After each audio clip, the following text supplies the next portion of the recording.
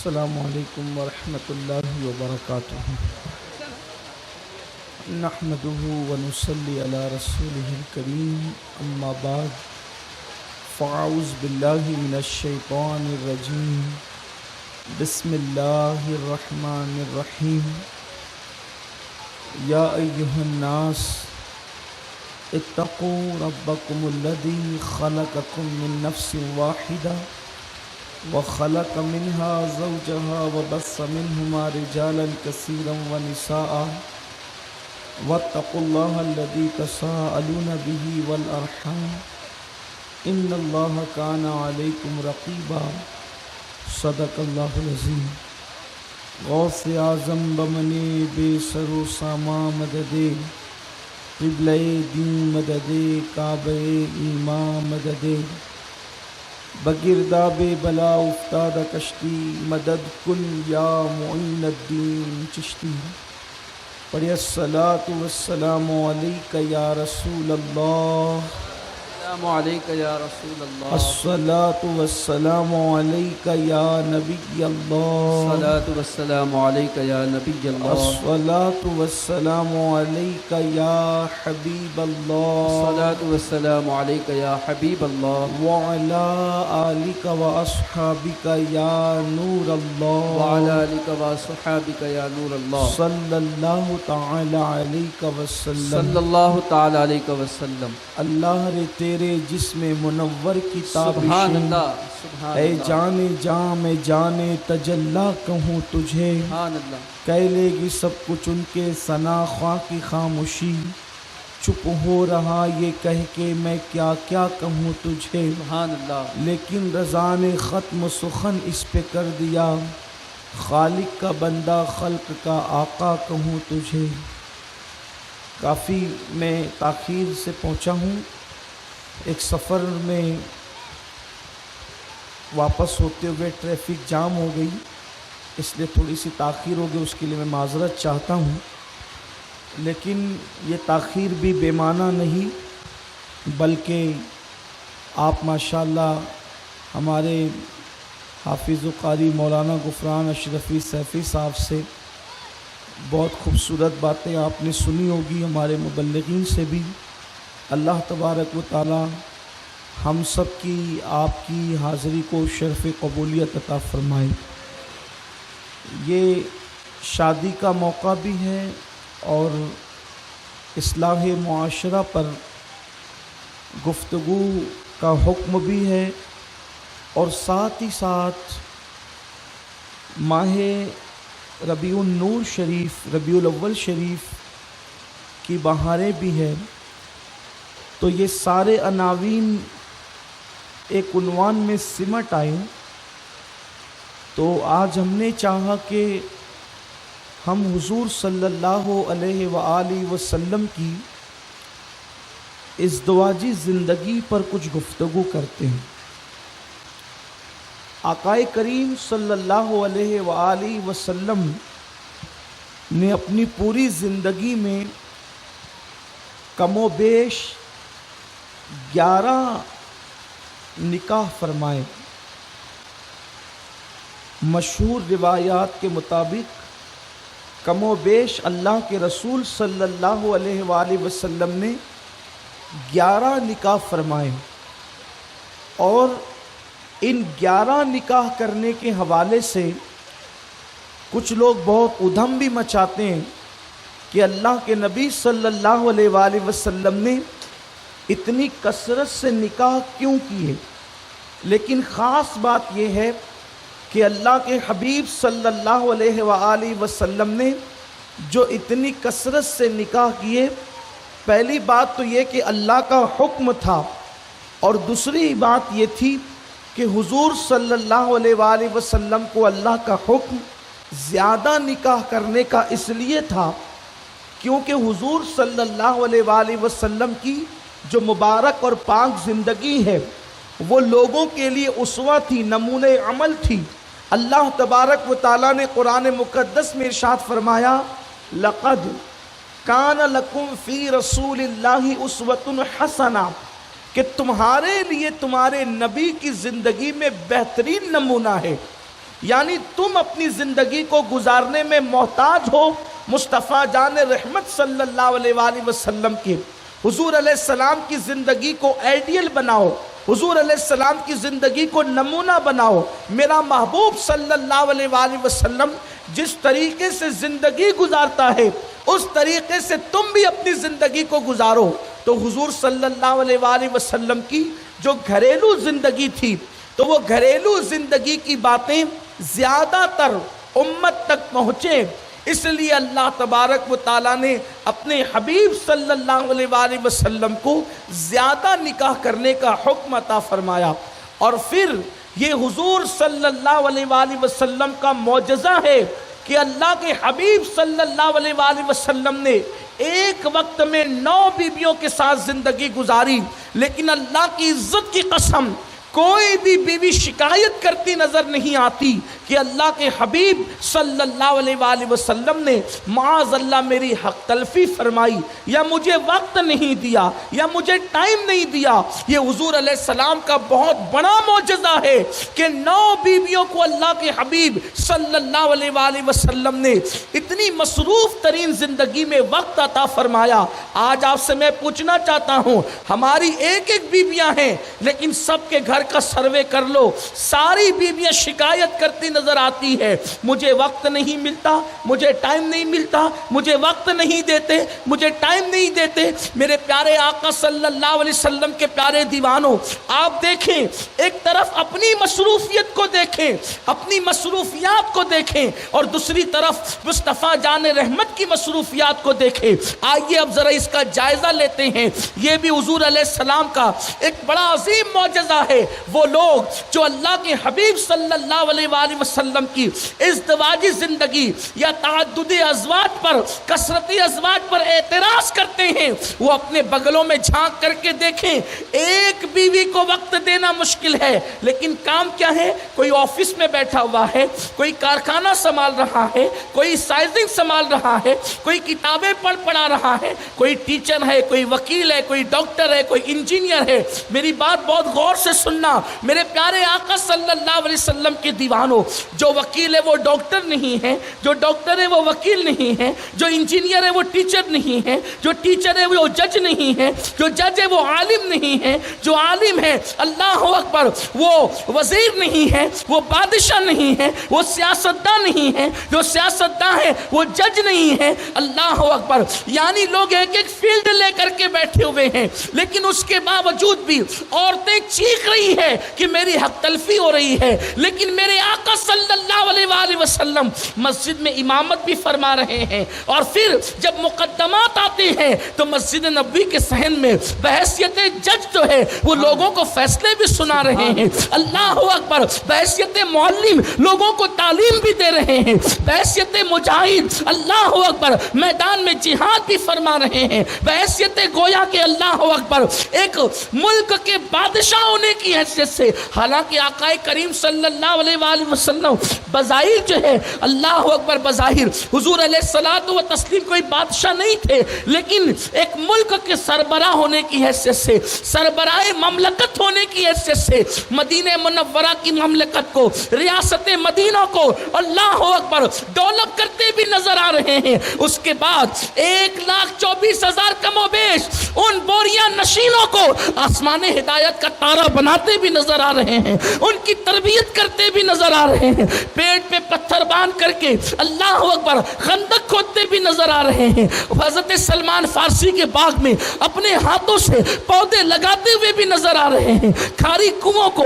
میٹھے کرتے بھی نظر آ رہے ہیں، ساری کاموں کو کرتے ہوئے پھر اس کے بعد رات بھر مسلح پر آنسو بہاتے ہوئے بھی نظر آ رہے ہیں۔ حضور علیہ السلام کی زندگی کتنی مصروف ہے، راتوں کی عبادت اپنی جگہ، قرآن مقدس کا نزول اپنی جگہ، امت کی قیادت اپنی جگہ، دعوت و تبلیغ کا کام اپنی جگہ، ایسے اجٹ لوگوں کے درمیان جا کر کے ان کو اللہ کا پیغام بھی پہنچا رہے ہیں، لیکن اس کے باوجود بھی حضور اپنی 9 بیویوں کو برابر وقت بھی عطا فرما رہے ہیں۔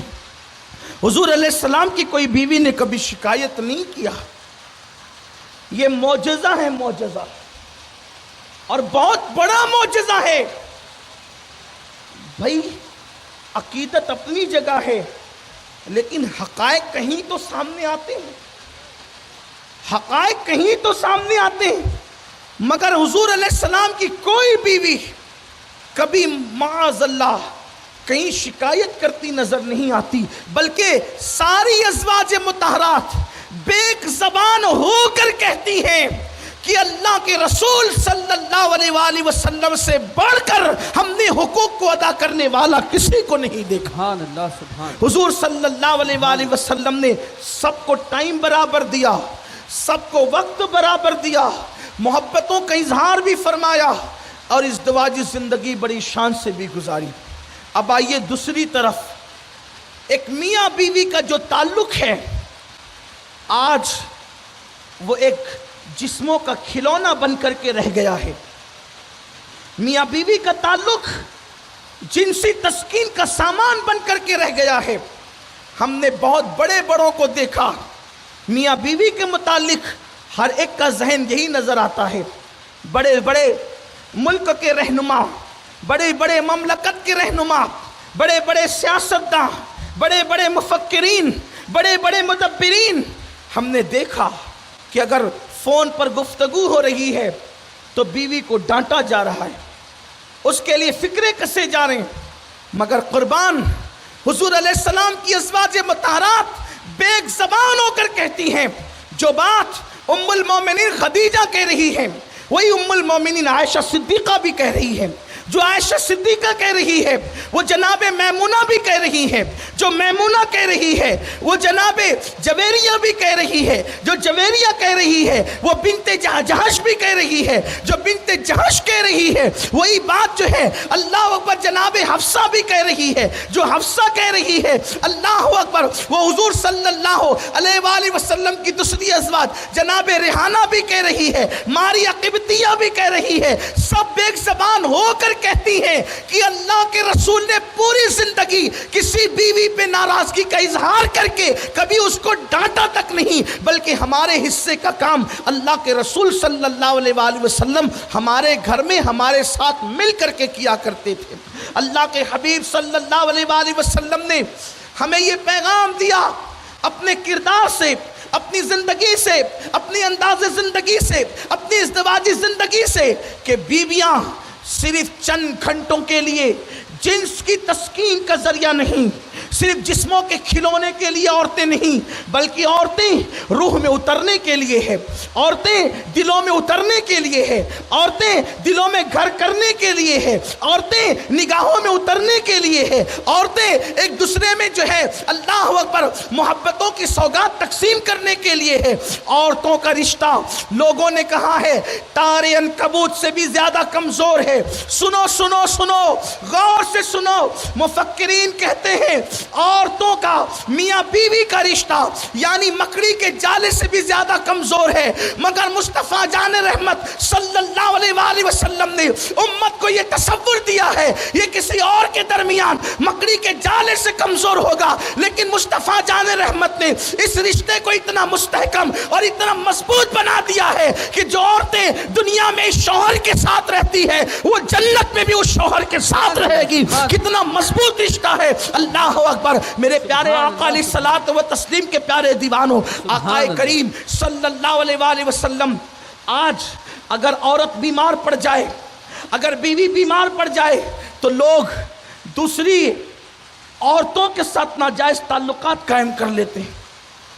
اگر عورت 3 4 5 بچوں کی ماں بن جائے، اس سے توجہ ہٹا کر کئی اور لوگوں کی توجہ ہو جاتی ہے، مگر قربان جائیں اللہ کے حبیب صلی اللہ علیہ وآلہ وسلم نے اپنی بیویوں کو بعد وصال بھی فراموش نہیں فرمایا، اپنی ازواج کو بعد وصال بھی فراموش نہیں فرمایا۔ حضور کی ازواج نے جتنا حضور سے پیار کیا ہے اس سے بہت بڑھ کر اللہ کے حبیب علیہ السلام نے اپنی ازواج مطہرات سے پیار کیا ہے۔ آئیے یہاں پر اب میں حصول برکت کے لیے حضور علیہ السلام کی پہلی مقدس زوجہ، ہم سب کی امی جان ام المومنین سیدہ طیبہ طاہرہ جناب خدیجۃ الکبریٰ سلام اللہ علیہا کا ذکر کرنا چاہتا ہوں۔ سیدہ خدیجۃ الکبریٰ کی منقبت اس وقت پڑھنے کا ٹائم نہیں، بس میں صرف اتنا ہی پڑھنا چاہتا ہوں کہ سیدہ کائنات، ملکہ فردوس بری، مخدومہ کائنات سیدہ فاطمۃ الزہرا، جس کے بیٹے جنتی جوانوں کے سردار، جس کا شوہر ولیوں کا سردار، جس کا بابا نبیوں کا سردار، وہ فاطمۃ الزہرا جس کی بیٹی ہے اسے خدیجۃ الکبریٰ کہا جاتا ہے۔ اور اس حدیث کی روشنی میں الجنت تحت اقدام الامہات، جنت تمہاری ماں کے قدموں کے نیچے ہے۔ ہم سیدہ فاطمۃ الزہرا کو دیکھتے ہیں کہ ان کے آنے پر سید الانبیاء کھڑے ہو جاتے ہیں، ان کے ہاتھوں کو چومتے ہیں، ان کی پیشانی کو چومتے ہیں اور کہتے ہیں فدا کے امی بابی یا فاطمہ۔ ہم سوچتے ہیں اللہ کا آخری نبی اپنے ماں باپ جس پہ قربان کرتا ہے وہ فاطمۃ الزہرا ہے۔ جنت جس کے بیٹوں کی مشتاق ہے، جنت جس کے شوہر کی مشتاق ہے، جنت جس کے بابا کی مشتاق ہے، جنت جس کی مشتاق ہے۔ سب سے پہلے عورتوں میں جو جنت میں جائے گی وہ فاطمہ، جس کی اونٹنی کی نکیل مریم کے ہاتھ میں ہوگی وہ فاطمہ۔ اللہ اکبر! جس کے وجود کو چلتا دیکھ کر سیدہ عائشہ صدیقہ نے کہا انہیں چلتا دیکھ کر مدینے والے مصطفیٰ کا چلنا یاد آتا تھا، ان کی سخاوتوں کو دیکھ کر مدینے والے مصطفیٰ کی سخاوت یاد آتی تھی، ان کی صورت کو دیکھ کر مصطفیٰ جان رحمت کی صورت یاد آتی تھی، ان کو گفتگو کرتا دیکھ کر مصطفیٰ جان رحمت کا تکلم ریز ہونا یاد آتا تھا، ان کو تبسم ریز دیکھ کر مصطفیٰ جان رحمت کے تبسم کو لوگ یاد کر لیا کرتے تھے۔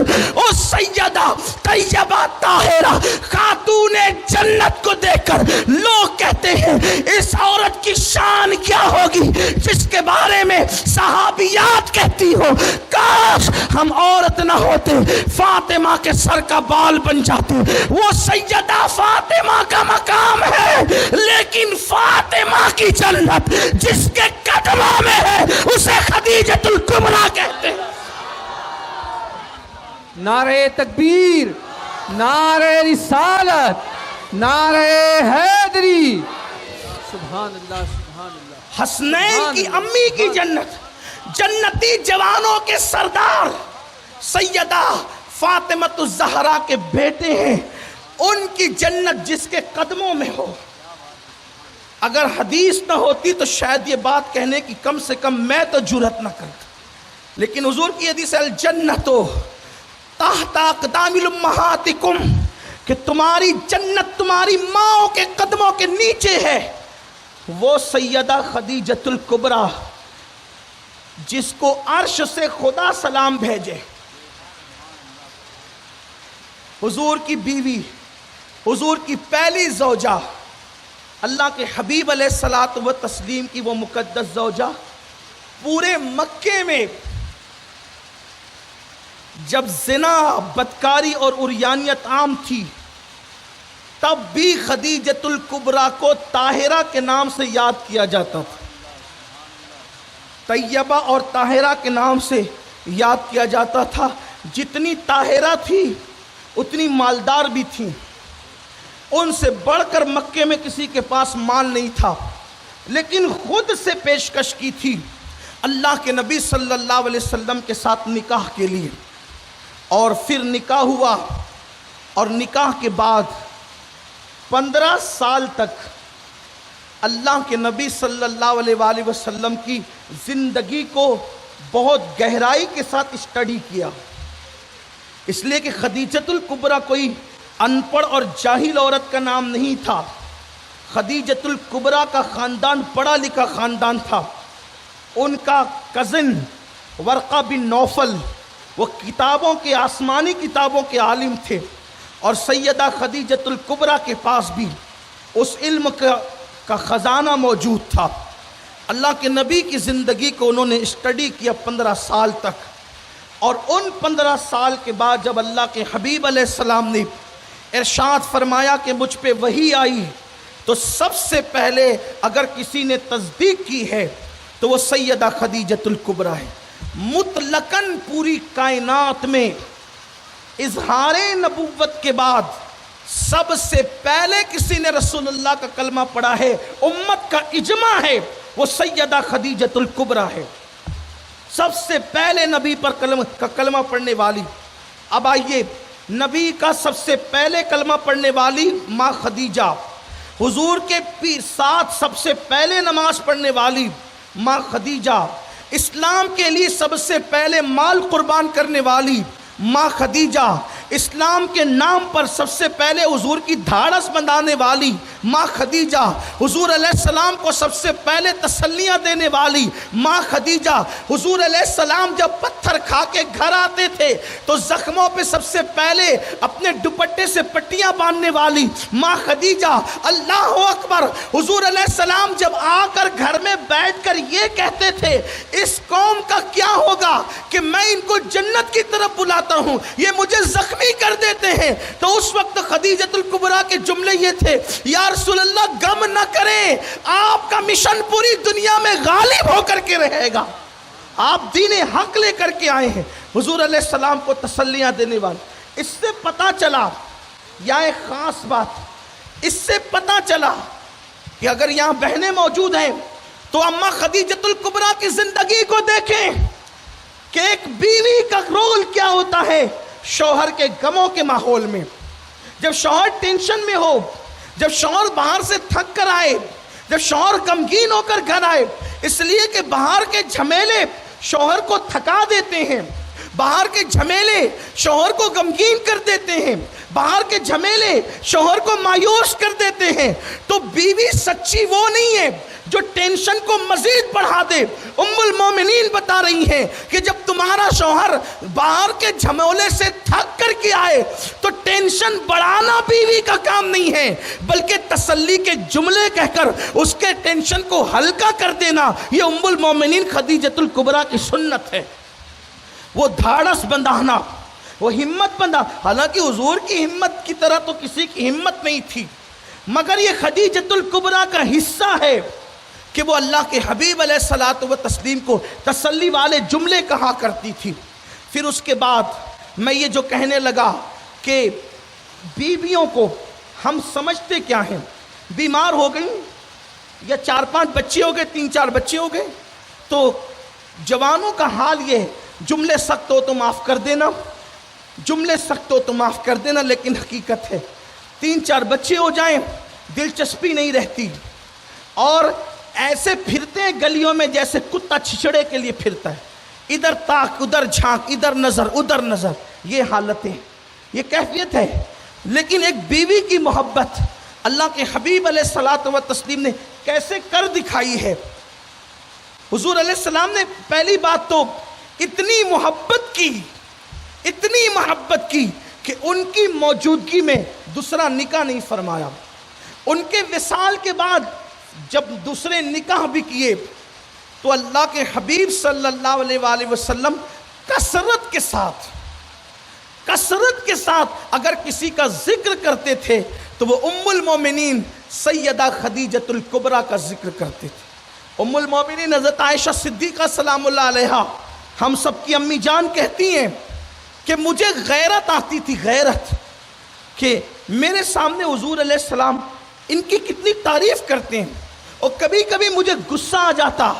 ایک دن میں نے کہہ دیا کہ یا رسول اللہ صلی اللہ علیہ وآلہ وسلم، اللہ نے آپ کو اس عورت سے بہتر بیویاں عطا کر دی ہیں، آپ کیا اس سرخ گالوں والی، سرخ رخسار والی ایک بڑھیا کا ذکر کرتے ہیں؟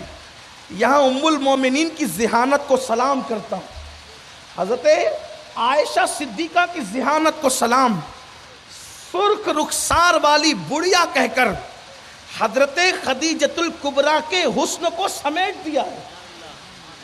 اس سے سیدہ خدیجۃ الکبریٰ کا حسن بھی بیان ہو رہا ہے کہ عام طور پہ بڑھاپے میں سرخی نہیں رہتی۔ جو لوگ یہ کہتے ہیں کہ ام المومنین گستاخیاں کرتی تھی، اگر محبت کی نظر سے دیکھو تو گستاخی نہیں تھی، وہ حقیقت بیان کر رہی ہے۔ بڑھیا سرخ رخسار نہیں رکھتی، جوانی ڈھلتی ہے تو سرخی بھی ختم ہو جاتی ہے، ورنہ لوگ اپنی جوانی کی ابتدا کی تصویریں دیکھیں، اور بڑھاپے کے وقت کا چہرہ دیکھیں.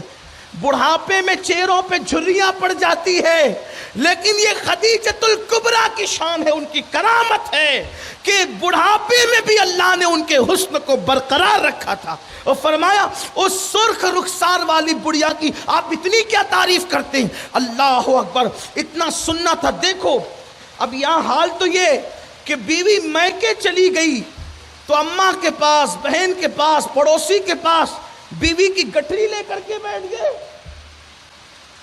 کہ وہ تو ایسا کرتی ہے، وہ تو ویسا کرتی ہے، وہ تو ویسا کرتی. وہ شوہر کیا شوہر ہے یار جو بیوی کی برائی بیان کرے. قرآن کہتے ہیں ہننا لباس لکم وانتم لباس لہنہ، کہ بیوی شوہر کا لباس، شوہر بیوی کا لباس ہے. وہ پنچایت میں گانٹھ کھولنے کے لیے نہیں ہے کہ جمعہ کرنے جاتی ہے تو اتنے بجے آتی ہے. تو نے رسوا کس کو کیا ہے؟ اس کو تو پکانا نہیں آتا، تو نے رسوا کس کو کیا ہے؟ اس کو تو بچے سنبھالنے نہیں آتے، تو نے رسوا کس کو کیا ہے؟ حیرت کی بات ہے جو تیرا لباس ہے تو نے اسے رسوا کر دیا. بیویاں رسوا کرنے کے لیے نہیں ہیں، انہیں رسوائیوں سے بچانے کے لیے بیویاں ہیں. میں یہی عرض کرنا چاہتا ہوں آج کی محفل میں کہ عورتوں کو صرف جنسی تسکین کا ذریعہ سمجھ لیا گیا، ورنہ ایک شوہر بیوی کی پنچایت بٹھائے، مجھے سمجھ میں نہیں آتی بات. اور دوسری طرف یہ بھی کہوں بیوی شوہر کی پنچایت بٹھائے، مجھے یہ بھی سمجھ میں نہیں. پڑوسیوں کے لیے پنچایتیں بیٹھتی ہے، میاں بیوی کے معاملات کے لیے پنچایت نہیں بیٹھتی کہ معاذ اللہ شوہر پنچایت میں بیوی کے عیب بیان کرے اور بیوی شوہر کے عیب بیان کرے. نہیں، ارے عیبوں کو چھپانے والے کو لباس کہتے ہیں، اور قرآن نے بیوی کو لباس کہہ کے اور شوہر کو لباس کہہ کر بتا دیا کہ کامل بیوی اور کامل شوہر وہ ہے جو ایک دوسرے کے عیوب بیان نہ کرے. میں یہاں مجھے ایک چھوٹی سی بہت پیاری سی بات یاد آئی. ایک عورت کا انتقال ہو گیا جو بڑی نیک نہ تھی، بڑی پرہیزگار نہ تھی، بڑی متقی نہ تھی، بڑی تسبیح و تحلیل کرنے والی نہ تھی. اس کا انتقال ہوا. اس کے انتقال کے بعد لوگوں نے اسے دفن کر دیا. جب اس کو دفن کر دیا گیا، اتفاق سے حکومت وقت نے فیصلہ کیا کہ ریل کی پٹریاں یہاں بننی ہے، ریل کی پٹریاں یہاں سے گزرنی ہے. اب ظاہر سی بات ہے چھوٹا سا دیہات تھا، ریل کی پٹریاں گزرنی تھی، وہاں سے کوئی مزاحمت کرنے والا نہ تھا. تو قبرستان کے قریب سے ریل کی پٹریاں گزری، اور جب کھدائی ہوئی تو کیا دیکھا کہ وہ عورت ایک عام سی عورت تھی.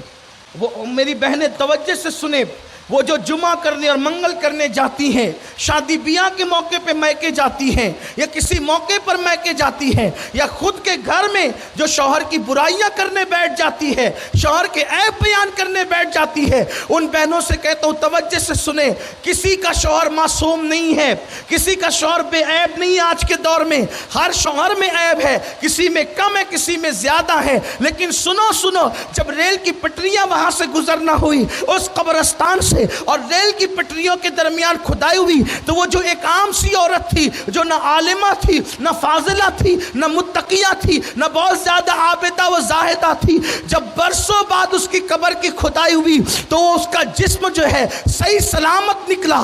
کفن بھی اس کا میلا نہیں ہوا تھا، اس کا کفن بھی میلا نہیں ہوا تھا، اور لوگوں نے دیکھا کہ اس کے لبوں پر تبسم تھی. اب لوگ حیران تھے کہ برسوں بعد جس کا جسم صحیح سلامت نکلا، جس کا جسم صحیح سلامت نکلا، آخرکار اس عورت کی کوئی خوبی تو ہوگی، وہ تہجد گزار ہوگی، وہ قرآن کی کثرت سے تلاوت کرتی ہوگی، وہ کثرت سے باتیں کرتی ہوگی، اس کا کفن بھی میلا نہیں ہوا. لوگ پریشان سے ہوئے، اس کی تحقیق کرنا چاہیے. اس کو دوسری جگہ تو دفن کر دیا کہ وہ کفن میں بھی مسکرا رہی ہیں، وہ کفن میں بھی مسکرا رہی ہیں، اس کا جسم میلا نہیں ہوا، اس کے جسم کو مٹی نے نہیں چاٹا، اس کی ہڈیاں نہیں کھلی، حالانکہ اس کی کوئی تہجد کا کوئی ریکارڈ نہ تھا، تلاوت قرآن کی کثرت کا کوئی ریکارڈ نہ تھا, بہت عابدہ و زاہدہ نہ تھی, لیکن جب لوگوں نے تحقیق کرنی شروع کی تو آخر حقیقت سامنے آ گئی. لوگوں نے کہا اس حقیقت کو اس کے شوہر سے زیادہ کوئی نہیں بیان کر سکتا, پوچھو اس کے شوہر سے اس کی کیا خاص بات تھی. اس کے شوہر نے روتے ہوئے آنسوؤں سے کہا اس کے اندر کوئی تقوی پرہیزگاری میں نے نہیں دیکھی, لیکن اس کی سب سے بڑی نیکی یہ تھی کہ اس نے اپنے شوہر کا عیب کبھی کسی پہ ظاہر نہیں کیا. بس یہ شوہر کے عیب کو چھپانے کی برکت ہے کہ شاید اللہ نے اس بندی کو یہ مرتبہ عطا فرمایا. ارے عام مومن کے عیب اگر کوئی چھپا دے تو اللہ اس کو مقام عطا کرتا ہے, جو شریک حیات کے عیب چھپا دے. عیبوں کا عیب کس کے پاس نہیں ہے, سب عیب رکھتے ہیں, لیکن اگر بیوی نہ چھپائے گی تو کون چھپائے, شوہر نہ چھپائے گا تو کون چھپائے گا. تو ام المومنین اما عائشہ صدیقہ نے کہا کہ آپ اس سرخ رخسار والی بڑھیا کی تعریف کرتے ہیں. اللہ کے رسول علیہ السلام فرماتے ہیں عائشہ سنو, اب خدیجہ کے بارے میں ایسی بات نہ کرنا. حضور جلال میں آ گئے, فرمایا سنو تم کہتی ہو کہ میں خدیجہ کی تعریف اور ان کا ذکر کیوں کرتا ہوں. فرماتے ہیں جب لوگوں نے مجھے جھٹلایا تو خدیجہ نے میری تصدیق کی.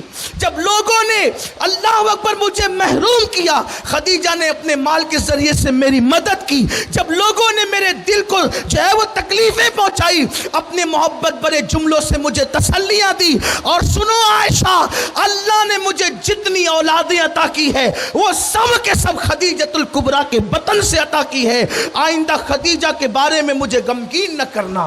اس وقت ام المومنین کہتی ہیں میں گھبرا گئی اور میں دعا کرنے لگی اللہ تیرے نبی کے جلال کو ٹھنڈا کر دے, کہیں میرے خلاف کوئی وحی نازل نہ ہو جائے. اور حضور علیہ السلام اتنی محبت فرماتے تھے ام المومنین حضرت خدیجۃ الکبریٰ سے کہ وصال کے بعد بھی جب حضور علیہ السلام کے گھر میں کبھی جانور بکری وغیرہ ذبح ہوتا تو حضور علیہ السلام وہ بکری کا گوشت اپنے گھر میں پکانے سے پہلے خدیجۃ الکبریٰ کی سہیلیوں کو وہ گوشت پہلے پہنچ. کن کو؟ سہیلیوں کو.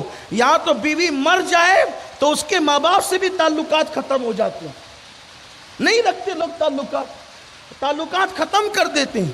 حالانکہ جس سے محبت ہو بعد موت بعد وصال, وہ جن سے محبت کرتا تھا ان سے محبت کرنے کا حکم ہے تاکہ اس کے ذریعے سے اس کی روح کو تسکین نصیب ہوتی ہے. لیکن لوگ ایسا نہیں کرتے. آپ دیکھ لیں بہت سارے ایسے خوش نصیب ہے, بیچارے خوش نصیب ہی کہوں گا اور کیا کہوں گا, کہ جن کی بیویاں انتقال کر گئیں لیکن انہوں نے اپنی پہلی سسرال سے رشتے توڑ دیے.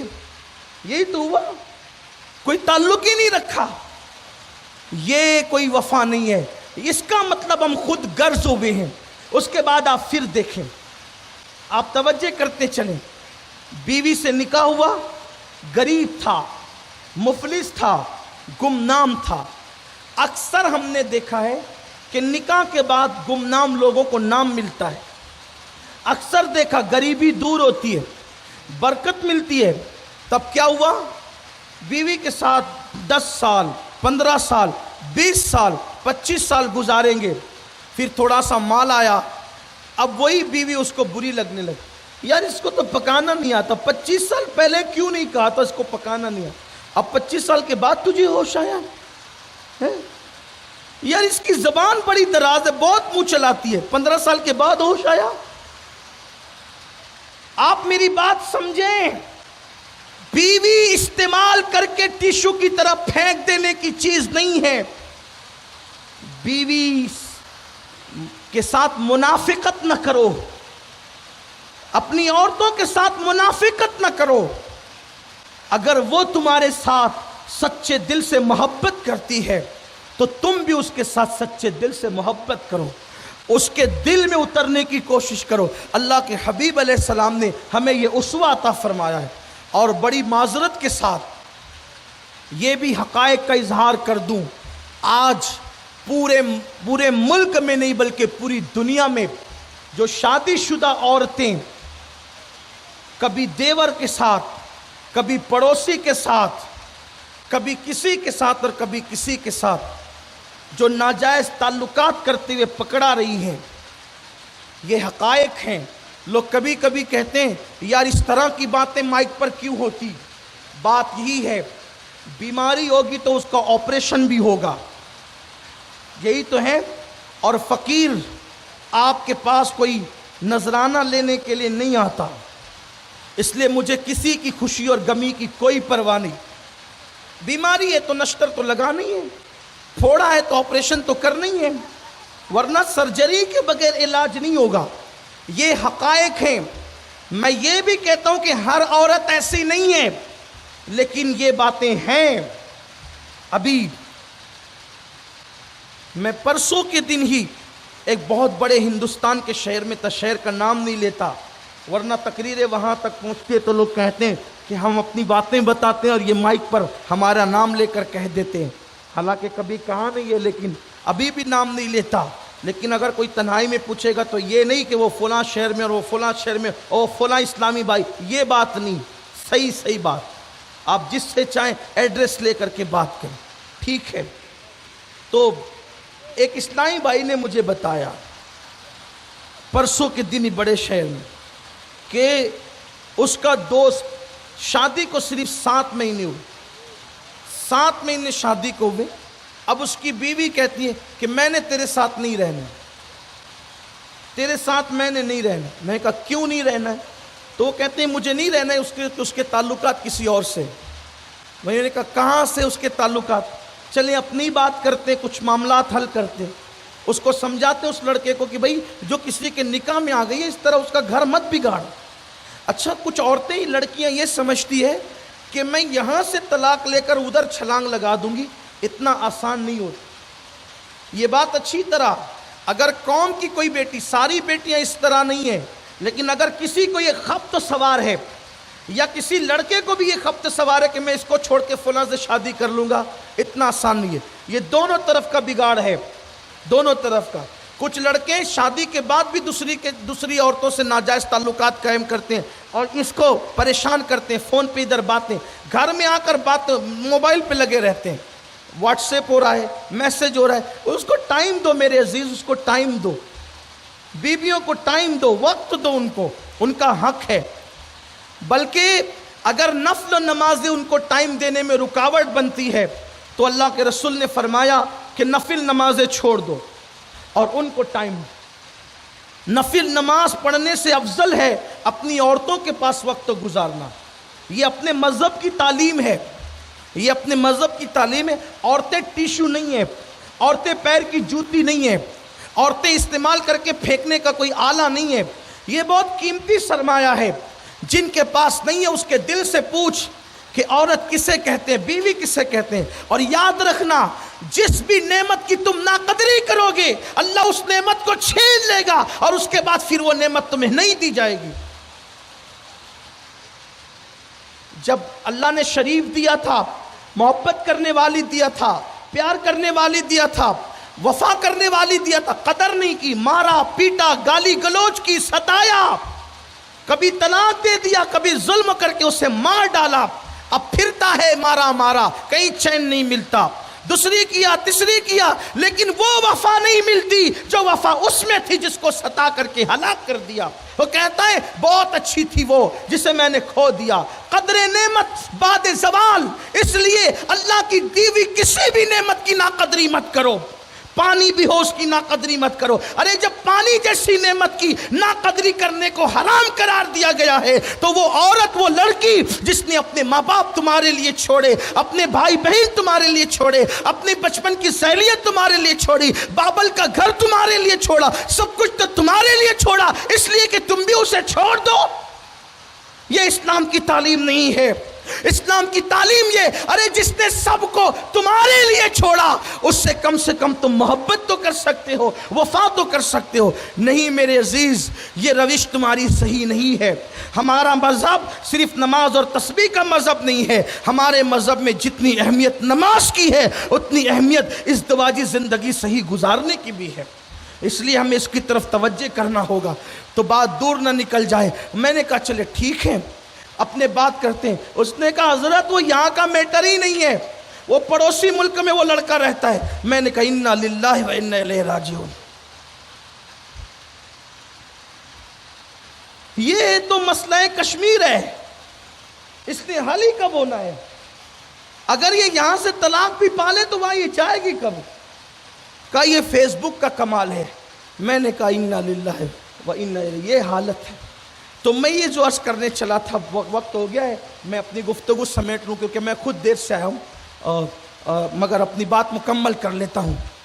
یہ جو حالات پیدا ہو رہے ہیں کہ عورتیں شادی کے بعد بھی کہیں اور ناجائز طور پر تعلقات قائم کر رہی ہیں، اس میں بڑے قصوروار مرد ہیں، بڑے قصوروار مرد ہیں۔ اس کی وجہ یہ ہے کہ مرد اپنی بیوی کو وہ محبت اور ٹائم نہیں دیتے۔ میں نے اپنے امیر محترم، قائد محترم، جن سے ہم بہت کچھ سیکھتے ہیں، بلکہ جو باتیں کتابوں میں ہم نہیں پاتے ان کی اپنی جو ہے وہ صحبت میں اور مجلسوں میں بیٹھ کر پاتے۔ میں نے ان سے پوچھا کہ آپ مجھے بتائیں کہ اکثر میں دیکھ رہا ہوں کہ مالدار گھرانے کی عورتوں میں یہ بیماری زیادہ پائی جاتی ہے، غریب گھرانوں کے مقابل میں مالدار گھرانے کی عورتیں اس بلا میں زیادہ گرفتار ہیں۔ وجہ کیا ہے؟ حضرت نے فرمایا وجہ یہ ہے کہ اکثر لوگ جن گھرانوں کا آپ ذکر کر رہے ہیں، حالانکہ ہر مالدار گھر کی عورت ایسی نہیں ہے، میں پھر وضاحت کروں، میں چند لوگوں کی بات کر رہا ہوں کہ وہ بیوی نے کہا کپڑے چاہیے، اس نے 2 کا 4 دلا دیا۔ اس نے کہا مٹھائیاں چاہیے، پاؤ بھر کا مطالبہ تھا 2 کلو لے آیا۔ اس نے کہا سنگاردان چاہیے، 2-4 کی ضرورت تھی، 4-6 لے آیا، سب لایا، کھانا بھی اچھے سے اچھا۔ لیکن حضرت نے مجھ سے فرمایا کہ بات اصل یہ ہے کہ ایک عورت کو آپ دولت دے دیں، سونے کا پلنگ دے دیں، سونے سے مراد نیند نہیں بلکہ گولڈ، سونے کا پلنگ دے دیں، زیورات دے دیں، اچھے سے اچھا کھانا دے دیں، اسے سب دے دیں، وہ مطمئن نہیں ہوتی، اس لیے کہ اسے تو شوہر چاہیے۔ اور بیوی کو جب شوہر مل جاتا ہے اس کو ایسا لگتا ہے، جب شوہر بیوی کے پاس آ کر بیٹھتا ہے وہ یہ سمجھتی ہے کہ میں اپنے وقت کی سکندر سے بڑی بادشاہ ہوں، کیونکہ اس کے لیے کل کائنات سے بڑھ کر اگر کوئی چیز ہے تو اس کا شوہر ہے۔ جس وقت تو اس کا شوہر اس کے پاس، بہرحال تو کہنا یہ چاہتا ہوں کہ جس وقت تو اس کا شوہر ایک بیوی کے سامنے ہوتا ہے اسے یوں لگتا ہے کہ جیسے میں کونین لے کر بیٹھی ہوں، لیکن حال یہ ہے کہ شوہر مہاراج کا حال یہ ہے کہ وہ گھر آیا، کھانا کھایا اور سیدھا بھاگا، اور پھر وہ نکلا اور نکل کر کے محلے کے لڑکوں کے ساتھ بیٹھا، اور وہاں بیٹھ کر کے اس نے ایسی بھنکش شروع کی کہ وائٹ ہاؤس میں جو باتیں نہیں ہوتی وہ ساری باتیں ہمارے محلے میں ہوتی ہے۔ وہ یہاں یہ ہو رہا ہے، وہ وہاں وہ ہو رہا ہے، وہ وہاں وہ ہو رہا ہے، وہاں ارے تیرے گھر میں کیا ہو رہا ہے اس کی فکر کر، کہاں کیا ہو رہا ہے وہ چھوڑ۔ اور رات کے 2-2 3-3 بجے تک وہ بھنکس میں پڑے رہتے ہیں۔ آپ مجھے بتائیں، ان کے ساتھ وقت برباد کرتے ہیں۔ ارے جلدی سے گھر آ، جو تیرے منتظر ہیں ان کے پاس اپنا وقت دے، ان کے پاس اپنا ٹائم دے، ان کے پاس وقت گزار۔ ہاں اگر دین کا کچھ کام ہے تو وہ کر لو، ملت کے کچھ کام ہے تو وہ کر لو، خدمت دین و ملک و ملت ہے تو وہ کر لو، لیکن یہ کیا کہ اور اب تو ایک نئی بلا چلی ہے کہ محلے میں وائی فائی لگا دیتے ہیں، یہ وائی فائی لگا کر کے 4-6 چھوکرے بیٹھتے ہیں، اور اب تو کوئی کسی سے بات بھی نہیں کرتا ہے، بس وہی موبائل۔ ایسا مت کیجئے۔ یہ موبائل سے آپ محبت کرتے ہیں، توجہ کر لیں، موبائل سے آپ محبت کرتے ہیں، موبائل کبھی آپ سے محبت نہیں کرتا۔ جو آپ سے محبت نہیں کرتا اس سے اتنا پیار کرتے ہیں آپ، اور جس کے لیے سینے میں دھڑکتا ہوا دل ہے۔ ایک عورت، ایک بیوی اپنے شوہر کے لیے اپنی سانس قربان کرنا جانتی ہے، اور مسلمانوں کی عورتوں میں تو اللہ نے آج بھی وفا رکھی ہے، اس لیے کہ ماں خدیجہ اور ماں عائشہ جیسی خواتین، سیدہ فاطمہ جیسی خواتین اس امت کو ازدواجی زندگی کا سلیقہ عطا کر رہی ہیں۔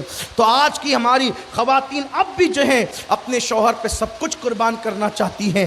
تو میں بات سمیٹتے ہوئے عرض کروں تو اللہ تبارک و تعالیٰ نے اس کو शादी के बाद माल दिया, इज्जत दी, सब कुछ दिया, मगर जब वो तरक्की करता है, माल पाता है और उरूज पाता है, तो उसी बीवी में उसको ऐब नजर आने लगते हैं। मगर याद रखना, अच्छी तरह याद रखना, हो सकता है तेरी तरक्की में तेरी बीवी का हाथ हो।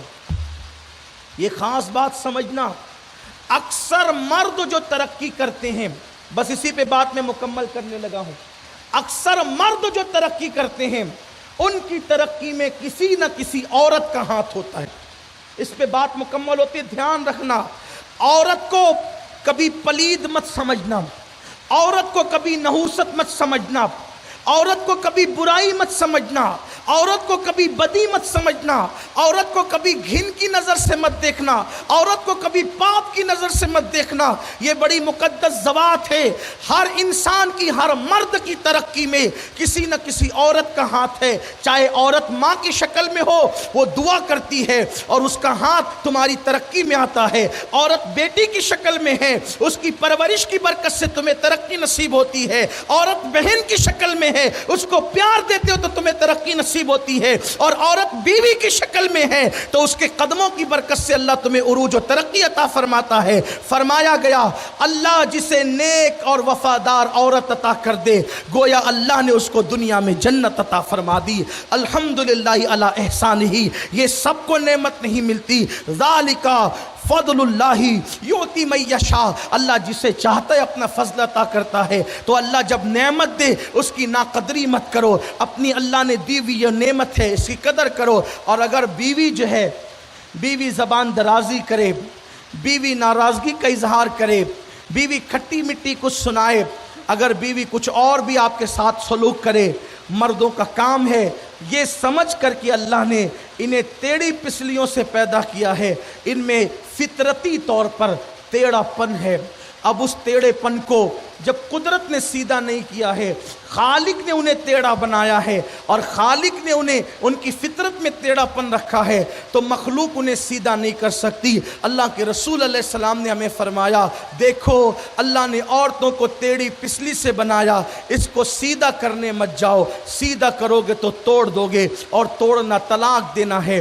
इनसे प्यार की बातें करो, इनसे मोहब्बत की बातें करो, इनसे बहस व मुबाहिसा मत करो, इनसे तू मैं जिक मत करो। जब ये मुंह चलाए मुस्कुरा दिया करो, जब ये लड़ने के मूड में आ जाए तो तुम मोहब्बत के साथ उन्हें टाल दिया करो, इसलिए कि मोहब्बत से बड़े बड़े झगड़े टल जाते हैं और नफ़रतों से छोटी छोटी बात भी बड़ी हो जाती है।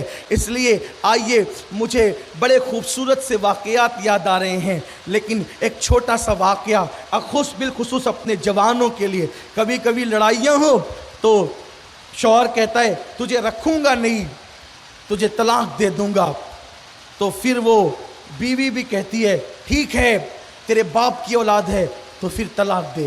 तो ये 30 मार खा तो फिर इसका गुस्सा कब थमने वाला। ये तो सोचते ही है ना कि तलाक दे दो दूसरी मिल जाएगी। याद रखना, ठीक है दूसरी तो मिलेगी, लेकिन ऐसी ही मिलेगी ये कोई गारंटी नहीं। दूसरी तो मिलेगी, लेकिन ऐसी ही मिलेगी गारंटी नहीं। इसका खास ख्याल रखना, बहुत तवज्जो करना इस पर, ना कदरी मत कर। अगर कोई औरत कहती भी है बदज़बानी, बहुत बेबाक होती है ना औरतें, हो सकती है, अगर तेरे बाप कहोगे तो तलाक दे, तो आप उसको तलाक देने की बजाय ये कहें अल्हम्दुलिल्लाह अपने बाप का हूं इसीलिए तुझे झेलने की ताकत रखता हूं। और जो बिन बाप के होते हैं वो झेल नहीं पाते। हाँ, जो बाप की औलाद है ना, इसलिए कि बाप की औलाद ही बड़े हिम्मत वाले होते हैं। पत्थरों को उठाना हिम्मत नहीं है, भीम उठाना हिम्मत नहीं है, बल्कि बीवी की तलखियों का बोझ उठाना ये सबसे बड़ी हिम्मत का काम है। असल हिम्मत ये, हिम्मत वाले बनो, नादानी न करो, नादान न बनो। तो मुझे यहीं से वो प्यारा सा वाक़या याद है, वो ये। और याद रखें, हर घर में तू मैं है, हर घर में जिक है। इसीलिए मैं अक्सर शादी ब्याह के मौके पे तकरीर करता हूँ तो ये बात कहता हूँ, अगर कोई मुझे तवे पे बैठ कर भी कहे कि मेरी बीवी से मेरा झगड़ा नहीं होता, तो मैं कहूँगा कि नहीं मौलवी साहब, नहीं खतीब साहब, नहीं वकील साहब, नहीं डॉक्टर साहब, नहीं मुबल्लिग साहब, मैं नहीं मान सकता کہ آپ کی بیوی سے آپ کا جھگڑا، اچھا اس جھگڑے میں محبت بھی ہے یار، اس جھگڑے میں لذت بھی ہے. یہ جھگڑا کوئی یعنی کہ آپ یہ تھوڑی سمجھتے ہیں کہ ہیروشیما اور ناگاساکی پہ بم برسانے والا، یہ وہ جھگڑا نہیں ہے. یہ وہ ہے جس میں ہر بار محبتوں میں اضافہ ہوتا ہے نا. کسی نے کہا ہے کہ روٹنے کا سبب تو تم جانو، ہم تو مصروف ہیں منانے میں. اس کی لذتیں بھی کچھ اور ہے. لوگوں کو چاہیے کہ اس کا بھی ذرا لذت لیا کریں کہ کوئی روٹے تو اس کو منانا بھی تو سنت ہے نا. قربان میری امی جان ام المومنین عائشہ صدیقہ فرماتی ہیں ہم حضور سے لڑتے تھے، پھر خود ہی ناراض ہو کے بیٹھ بھی جاتے تھے، لیکن جس کی رضا خدا چاہتا ہے وہ محبوب خدا آ کر ہمیں منا لیا کرتے تھے، ہمیں منا لیا کرتے تھے. اور ایسی باتیں حضور ہم سے کرتے کہ ہم غصے میں بھی ہنس دیتے تھے. اس کا مطلب یہ ہے عورتوں کو بھی حق ہے کہ وہ غصے میں آئے. آپ ہی کے پاس دل نہیں ہے، آپ ہی کے پاس دماغ نہیں ہے، تھوڑا ان کو بھی دے موقع. اور یاد رکھیں جہاں غصے کا اظہار ہوتا ہے، میرا جملہ یاد رکھیں، یہ میرا جملہ نہیں، اپنے بزرگوں کی بات کر رہا ہوں، میرا تو کوئی جملہ ہی نہیں ہوتا، میری تو کوئی تقریر ہی نہیں ہوتی، میری تو کوئی فکر ہی نہیں ہوتی. اپنا کام بالکل کٹ پتلی کی طرح ہے، بزرگوں سے لیتے ہیں آپ کو دیتے ہیں. اپنے کیا اپنی اوقات کیا، نہ کوئی خطیب ہے نہ کوئی ادیب ہے، نہ کوئی اللہ اکبر ہنر جانتے نہ کوئی سلیقہ جانتے. لیکن یاد رکھنا جہاں غصے کا اظہار ہوتا ہے وہاں محبت کے جذبات ہوتے ہیں. غصہ کس پہ ہوتا ہے؟ جسے اپنا سمجھتے ہیں. غصہ کس پہ ہوتا ہے؟ غصہ کس پہ ہوتا ہے؟ جسے اپنا سمجھ. ارے یار لاکھوں لوگ پتہ نہیں کتنے کالے کالے کرتوت کرتے ہیں، بولو اللہ کی طرف سے کوئی ان کو بات ہوتی ہے؟ حضرت یونس بغیر اجازت نکل گئے تو اللہ نے کہا میری مرضی یہ ہے کہ میں تجھے مچھلی کے پیٹ میں ڈالوں. یہی ہے نا، یہی تو ہے. حیرت ہے لوگ پتہ نہیں کیا کیا کرتے قدرت کی طرف سے، کوئی ان کو بات نہیں آتی، کوئی ڈانٹ نہیں پڑتی، لیکن جنہیں محبوب بناتا ہے بغیر اجازت بھی نکلتا ہے تو کہتا ہے اب تجھے مچھلی کے پیٹ میں جانا ہے. اس طرح کی بے شمار باتیں. تو جو اپنا ہوتا ہے غصے کا اظہار بھی اسی پہ ہوتا ہے. معاذ اللہ میں یہ نہیں کہہ رہا ہوں کہ انبیاء پہ اللہ نے عتاب کیا، میرا مسلک مکمل ادب ہے. ہم تو یہ کہتے ہیں، لوگ عتاب کرنا کہتے ہیں، ہم اظہار محبت کہتے ہیں، اظہار محبت کہتے ہیں. اللہ اکبر. تو جہاں غصے کا اظہار ہوتا ہے وہیں محبت کے جذبات ہوتے ہیں. ایک دن کیا ہوا، خود صحابیات کہتی ہیں کہ جب تک ہم مکے میں تھے، جب تک ہم مکے میں تھے شوہر کا بڑا ادب کرتے تھے، شوہر کا بڑا ادب کرتے تھے جب تک مکے میں تھے، کیونکہ مکے کا ماحول ہی ایسا تھا، مکے کا پرانا ماحول ہی ایسا تھا کہ عورتیں بہت دھاپ میں رہتی تھی اور بہت سہمے ڈرے ڈرے رہتے تھے، کیونکہ وہ جو پرانا ماحول چلا رہا تھا نا، وہ دادی ساس سے ساس، پر دادی ساس سے دادی ساس، دادی ساس سے ساس، ساس سے بہو، وہ ایک سلسلہ تھا. تو صحابہ کرام ایمان لانے کے بعد تو حضور سے ازدواجی زندگی سیکھ چکے تھے، لیکن پھر بھی یہ بہت ادب میں رہتی، کیونکہ ایک سلسلہ تھا، گھروں کا ماحول تھا دھاپ میں رہنے کا. لیکن فرماتی ہیں صحابیات کہ جب ہم مدینے آئے، مدینہ منورہ، تو انصار کی عورتوں کو ہم نے ان سے منہ چلاتے دیکھا، تو ہم لوگ بھی پھر تھوڑی ہمت کھلی، تو ہم لوگ بھی اپنے شوہروں سے منہ چلانے لگے. یعنی کہ پھر منہ چلانے کا سلسلہ، یعنی منہ چلانے کی بات کرنے کا سلسلہ، کچھ جواب دینے کا سلسلہ شروع ہو گیا. اس لیے کہ کہنے والوں نے کہا نا کہ خربوزے کو دیکھ کر خربوزہ رنگ بدلتا ہے. اب ایک دن ایسا ہوا کہ میرے آقا و مولا سیدنا امیر المومنین فاروق اعظم رضی اللہ تعالیٰ کا دور تھا. اب دھیان سے سنیے گا، فاروق اعظم کا دور تھا. ایک صحابیہ اپنے شوہر سے جو ہے وہ جواب دے رہی تھی، اپنی زبان میں صرف سمجھانے کے لیے کہوں، جیسے صحابہ کا ادب لازمی ویسے صحابیات کا ادب بھی لازمی، لیکن سمجھانے کے لیے کہوں، وہ اپنے شوہر سے منہ چلا رہی تھی، ترکی بترکی جواب دے رہی تھی.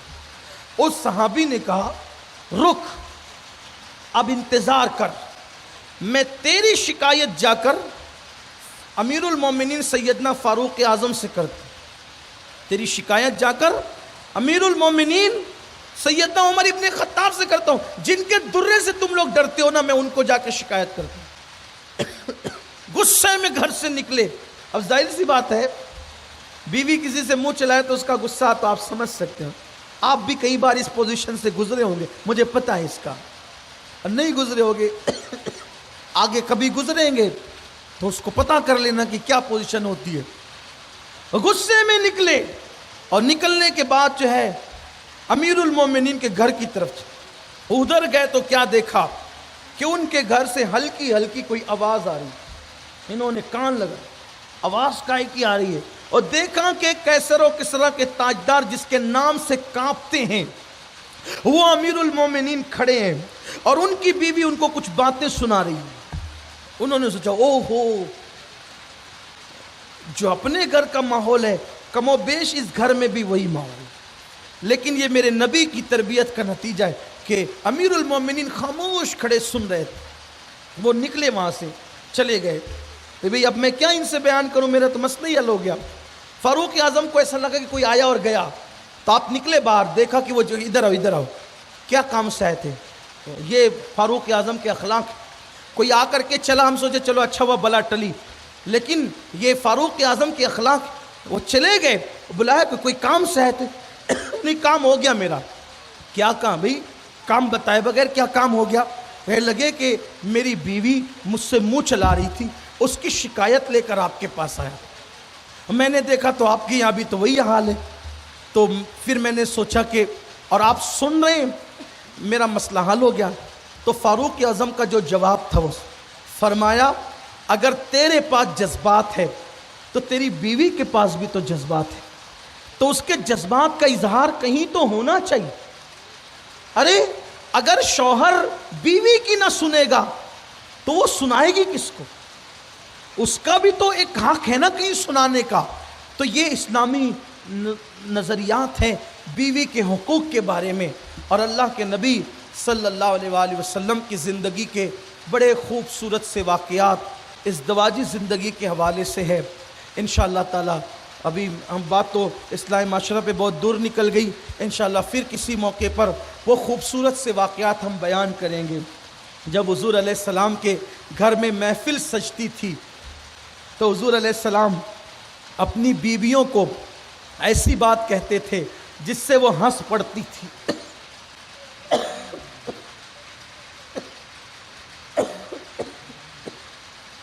جس سے وہ ہنس پڑتی تھی، مسکرا پڑتی تھی۔ گھر کے اندر وحشتوں کا ماحول نہ تھا۔ حضور علیہ السلام کے گھر کی جو چار دیواری تھی، اس چار دیواری میں گویا کہ ایک انجمن رہا کرتی تھی۔ وہاں پر میرے آقا ان کو اللہ کے خوف کی باتیں سنا کر جہاں رلاتے تھے، وہیں پر ان کو اپنی محبتوں سے ہنسنے کا موقع بھی عطا کرتے تھے۔ جہاں ان کو زہد کی تعلیم دی جاتی تھی، وہیں ان کے ساتھ کبھی کبھی دوڑ بھی لگائی جاتی تھی۔ ہاں اللہ اکبر، ان کے مطالبات بھی پورے کیے جاتے تھے۔ ایسا نہیں، آج کل تو یہ تقوی کا مطلب یہ سمجھ رکھا ہے کہ گھر میں جاؤ، آنکھیں تانو، بھوے چڑھاؤ، موچوں پہ تان دو، جناب سے بڑھ کر کوئی متقی نہیں۔ ارے تیرے تقوی کی حیثیت کیا ہے؟ میرے نبی صرف متقی نہیں تھے بلکہ سراپا تقوی تھے، اس کے باوجود بھی اللہ کے رسول اپنی بیویوں کے ساتھ جو ہے وہ گویا کہ دوڑ لگاتے تھے، اپنی ازواج مطہرات کے ساتھ ہنسنے کی باتیں کرتے تھے۔ ام المومنین عائشہ صدیقہ رضی اللہ تعالیٰ عنہا کو زمانہ جاہلیت کے شعراء کے اتنے اشعار یاد تھے کہ حضور علیہ السلام ان سے جو ہے وہ شاعری بھی سنا کرتے تھے، ان سے شاعری بھی سنا کرتے تھے، وہاں ہنسی بھی ہوا کرتی تھی، بلکہ کبھی کبھی ام المومنین اس طرح کی باتیں کرتی تو حضور علیہ السلام ان سے جو ہے وہ سوالات بھی کر لیا کرتے تھے، وہ جواب بھی دے دیتی تھی، پھر وہ بھی حضور علیہ السلام سے ایسے سوال کر لیتی تھی اور وہ جواب دیتے تھے۔ جیسے ایک مرتبہ ام المومنین کے یہاں ایک گھوڑا تھا، گھوڑا، اور اس گھوڑے میں پر لگے ہوئے تھے۔ ایک دن حضور نے مسکرا کے کہا، عائشہ کیا کبھی کسی گھوڑے میں بھی پر لگے ہوتے ہیں؟ عائشہ کیا کبھی کسی گھوڑے میں بھی پر لگے ہوتے ہیں؟ ام المومنین بہت حاضر جواب تھی، فوراً کہا یا رسول اللہ، حضرت سلیمان علیہ السلام کے گھوڑے کے تو پر تھے نا، تو یہ گھروں میں ماحول تھا اور شوہر